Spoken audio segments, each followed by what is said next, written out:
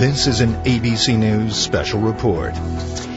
And good afternoon to all of you. I'm Diane Sawyer here at ABC News headquarters in New York, and we're going to take a moment of your regular programming to bring you word out of Egypt of a very important development. ABC's Christiane Amanpour made her way to the man at the center of the storm in Cairo, the embattled Egyptian President Hosni Mubarack. She talked with him, and as you know, it has been a dangerous trip. Journalists targeted as they move through the streets there, but she is on the phone with us now.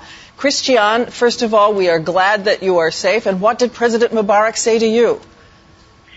Good afternoon, Diane. I spoke for about 30 minutes with President Hosni Mubarack in a reception room at the palace, and I asked him what he thought now that he's promised to leave office and not stand for re-election.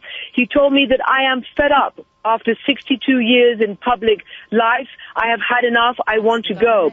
But he added, if I resign today, there will be chaos. He said that he had told that also to President Barack Obama. He told me, quote, Obama is a very good man.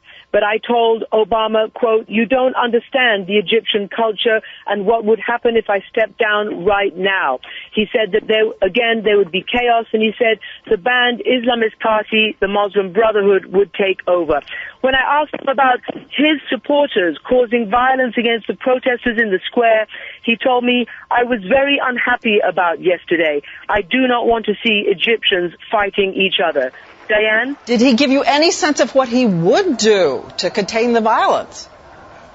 He said that there would not be force, and actually I was there in the presidential palace to interview on camera Vice President Omar Suleiman. And as soon as I had finished talking to President Mubarack, I specifically asked Vice President Suleiman, what would he do if the protesters do not disperse, as they have been called on? He said, we will never authorize force against the people. I asked him several times, and each time he said, we will never authorize force against the people. He accepted that the people had, quote, legitimate grievances, and he said, and so did President Mubarack say, that they believe they have met the demands of the people by agreeing to step down, by agreeing to reform the constitution, change election law, and reach out to the opposition. But again saying that if they did it right now, that would plunge the country into chaos.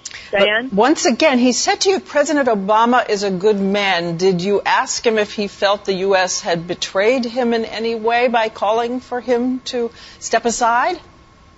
Diane, I did ask him that, and he gave me the time-honored signal, the hand signal, sort of moving it back and forth.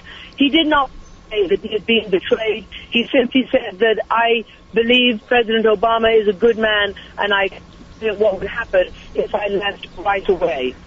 Well, Christiane, again, we know what an incredible journey it was for you to get this interview, and we want everyone at home to know that you will have more reporting tonight. We have many questions for you, and we'll have a chance to bring you Christiane's full report tonight on World News, and of course it's on abcnews.com as well. And by the way, we understand from Christiane that she also saw the family of President Mubarack. So we'll have a report on what she saw from them tonight as well. We will see you then on World News, and to the entire ABC News team, the strong and intrepid team in Cairo, we thank them, and we'll see you tonight.